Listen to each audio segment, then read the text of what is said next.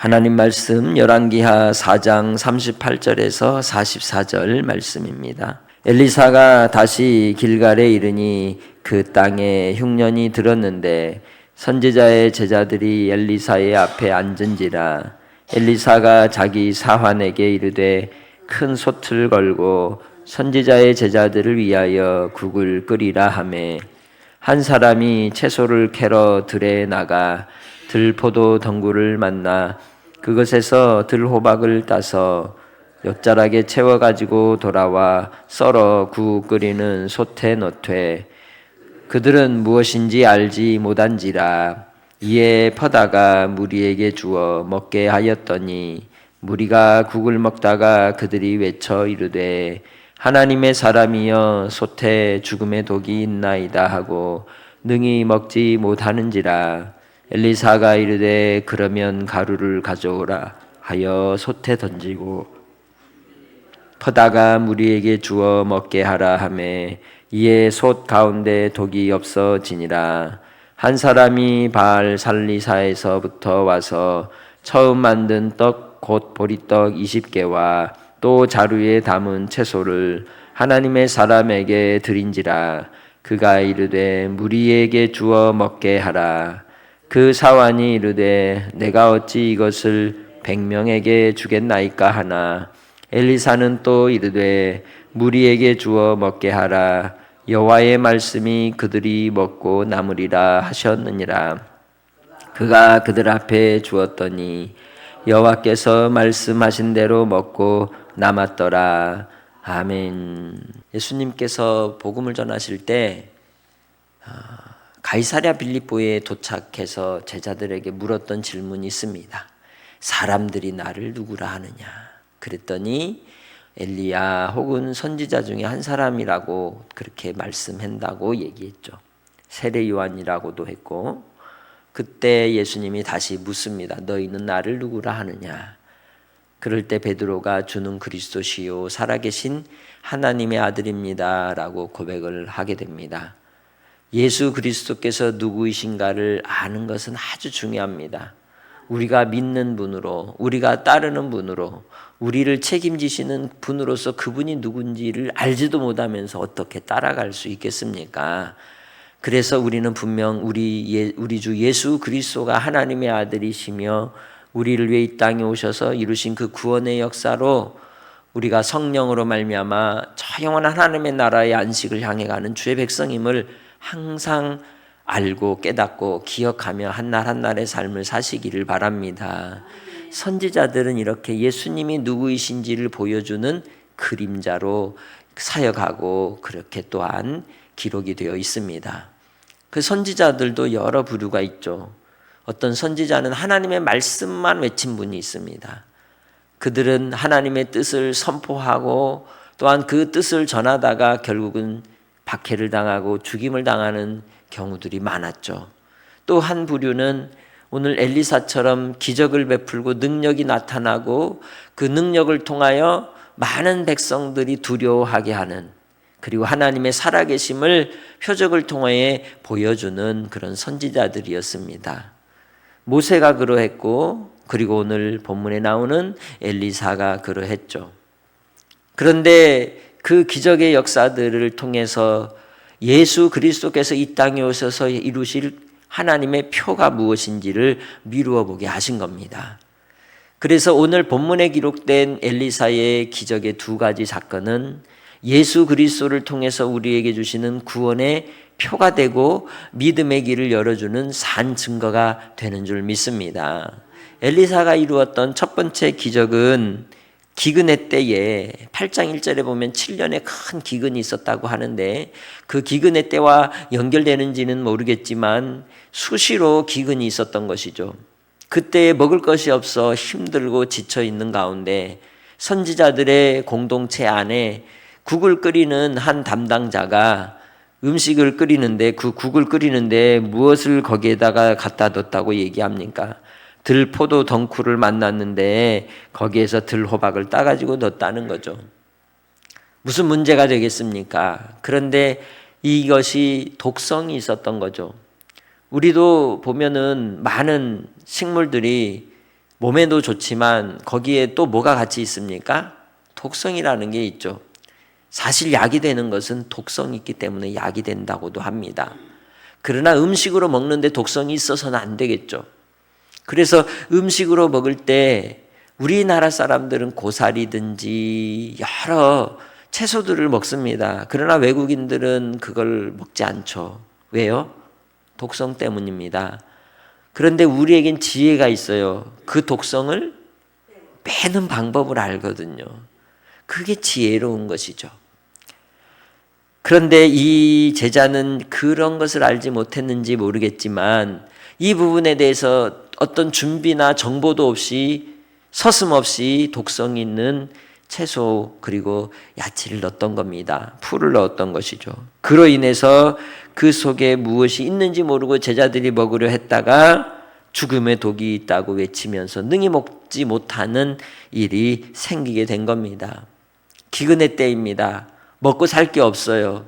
북한에서 많은 경우에 정말 부모님을 여의고 혼자 돌아다니는 떠돌이 그들의 모습 속에서 우리가 볼 수 있는 게 뭡니까?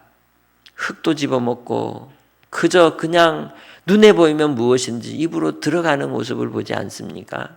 그게 기근의 때 일어나는 현상 중에 하나인 것입니다.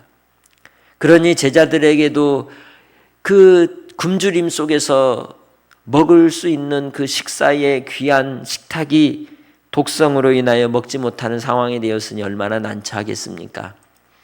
그때 엘리사가 가루를 가져오게 하고 그 가루를 솥에 던짐으로 독이 없어져서 먹게 되었다라고 얘기합니다.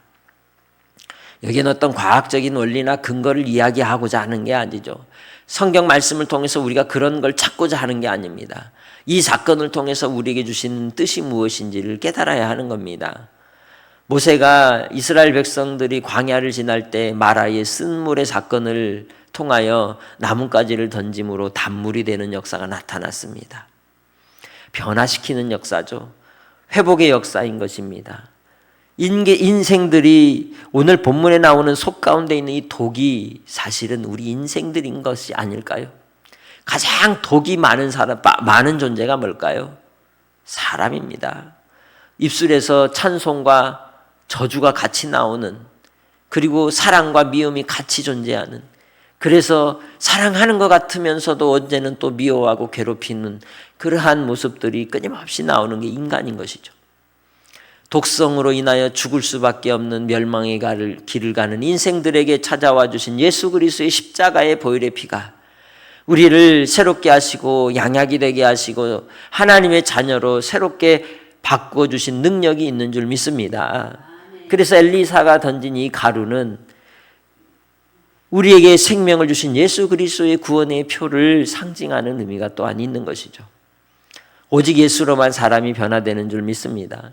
예수로만 날마다 새로워지며 예수 안에서 십자가의 사랑으로 말씀이신 예수님을 바라볼 때 우리가 변화되는 줄 믿습니다. 내 안에 독성이 빠져나가게 되는 줄 믿습니다. 그러니 순간순간마다 하나님의 말씀을 가까이 하지 않고 기도하지 않고 하나님을 찾지 않으면 끊임없이 내 속에서 꾸정물이 솟아 올라올 수밖에 없는 것이죠. 주의 긍휼하심을 따라 내 안에 있는 죄악의 그리고 미움과 탐욕의 모든 죄악들이 주님 안에서 깨끗게 씻어짐을 받고 성결케 되는 하나님의 은혜가 여러분 안에 있으시길 주의 이름으로 축복합니다. 그래서 히브리서 12장 1절에 뭐라 그랬습니까? 얽매이기 쉬운 죄를 벗어버리라고 말씀하였습니다. 그리고 믿음의 주요 온전케 하시는 이인 예수를 바라볼 때 하나님께서 우리로 하늘의 표대로 향하여 달려가는 삶을 통해 큰 상을 허락하여 주실 줄 믿습니다. 이 땅의 삶을 통해 우리는 선지자적 사명을 감당하는 하나님의 자녀들입니다. 또한 이 시대에도 우리를 통하여 누군가에게 그 삶의 독이 빠져나갈 수 있도록 우리를 통해 하나님이 사용하여 주실 줄 믿습니다. 예수 믿는 사람들은 그래서 약이에요. 어디를 가나 여러분을 통해 누군가를 고치도록 사용하여 주시는 하나님의 도구인 줄 믿습니다. 믿으시길 바랍니다. 그리하여 오늘 하루 만남을 통해서 또 여러분이 있는 그 자리에서 엘리사가 가루를 뿌리듯 주 예수 그리스도의 복음과 십자가의 사랑을 나눔으로 누군가를 살려내는 은혜가 있으시길 주의 이름으로 축복합니다. 그리고 또 한 사람이 바알 살리사에서부터 왔다라고 얘기합니다. 이곳은 멀지 않은 지역인데 그곳에서 보리떡 20개와 자루에 채소를 담아왔는데 이것은 곧 첫 소출로 하나님께 드리는 제물이었던 것이죠. 그렇게 나누어 주려고 왔는데 그것 가지고는 100명이나 되는 제자들을 먹일 수가 없는 것이죠. 그러니까 엘리사에게 따르는 식솔들이 적더라 많더라는 거예요. 감당하기도 쉽지 않은, 날마다 한 끼 한 끼 식사 준비하는 게 숙제일 수 있는 그러한 공동체로 지내게 된 것이죠. 그럼에도 불구하고 하나님의 말씀을 따라 그들에게 나누어 주라고 엘리사는 이야기합니다. 그러나 어찌 줄 수 있겠냐고 사환이 이야기한 것이죠. 그런데 그들에게 나누어 주었더니 다 뭐 했더라? 먹었더라. 먹기만 했다? 남았더라. 예수 그리스도의 오병이의 기적으로 이 베푸신 하나님의 그 생명의 말씀, 생명의 떡을 보여주는 것이죠. 엘리사는 이 땅에서 하나님의 뜻을 감당하고 그의 사명을 감당할 때 북이스라엘에 누가 참 왕인지를 보여주는 선지자였습니다. 진정한 왕은 하늘의 하나님 아버지이신 줄 믿습니다. 그 하나님께서 이 땅에서 다스리는 여호람 왕이 왕이 아니라 하나님이 참 주인이 되심을 그의 삶을 통해, 표적을 통해 나타내 주신 것이죠. 오늘 이 시대는 어떨까요? 누가 진정한 통치자일까요? 가면 갈수록 점점 악을 향하여 치닫는 이 시대의 법과 제도의 변화 속에서 우리는 어떻게 믿음의 생활을 감당하며 살 수 있을까요? 믿는 사람들의 자리가 점점 좁아져가는 이 시대 속에 다음 세대 우리 자녀들은 어떻게 살아야 할까요? 하나님께서 참된 우리의 통치자이심을 고백하고 시인할 때 비록 세상 가운데서는 우리가 설 자리가 없을지라도, 우리가 궁핍하여 줄일지라도 하나님께서는 우리를 기르시고 이끄시고 아버지의 뜻을 이루는 삶으로 인도해 주실 분이심을 믿으시길 바랍니다. 참된 통치자는 우리 하나님이십니다. 하나님 아버지께서 여러분의 주인이십니다. 오늘도 한날의 삶 속에서 여러분이 있는 그 자리에서 섬김을 통해, 수고함을 통해서 섬기되 누가 보내셨어요? 하나님이 보내신 것입니다. 하나님께서 그 일을 하라고 허락하신 것입니다. 그 일 가운데 그 삶을 통하여 축복의 통로로 쓰임받는 성도들이 다 되시기를 주님의 이름으로 축복합니다. 그럴 때 주님 안에서 당당함과 넉넉함으로 겸손히 섬길 수 있는 것입니다.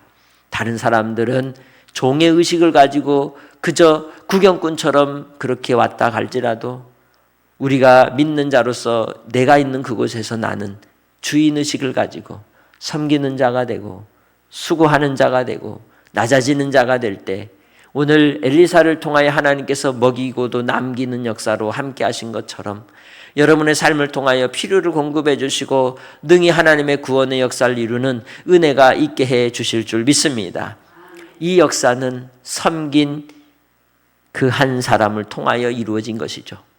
오늘 여러분의 삶의 자리에서 하나님께서 여러분의 수고를 기억해 주실 것입니다. 주 예수 그리스도를 하나님의 아들로 구원의 주로 믿는 자로서 오늘도 주님과 동행할 때 섬김이 기쁨이 되시길 바랍니다.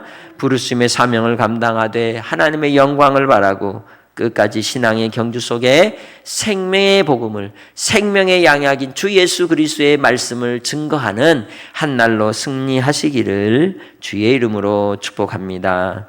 하나님 아버지 감사합니다. 오늘 한 날의 삶 속에서도 우리의 입술을 통해, 우리의 손길을 통하여 주의 생명의 복음이 증거되게 하시고 영혼을 살리는 놀라운 역사를 이루게 하옵소서.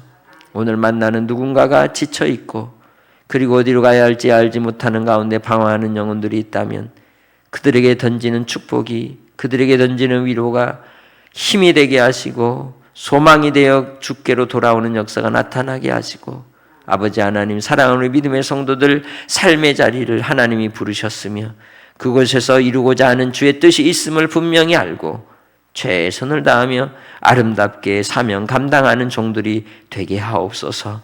오늘도 한날 주님께서 우리 사랑하는 성도들 책임져 주시고 악에서 구하여 주시고 어둠의 세력들 틈타지 못하도록 주님께서 지켜주옵소서. 오늘의 삶이 주님께 영광이 되기를 간절히 원하고 감사하며 예수님의 이름으로 기도합니다. 아멘.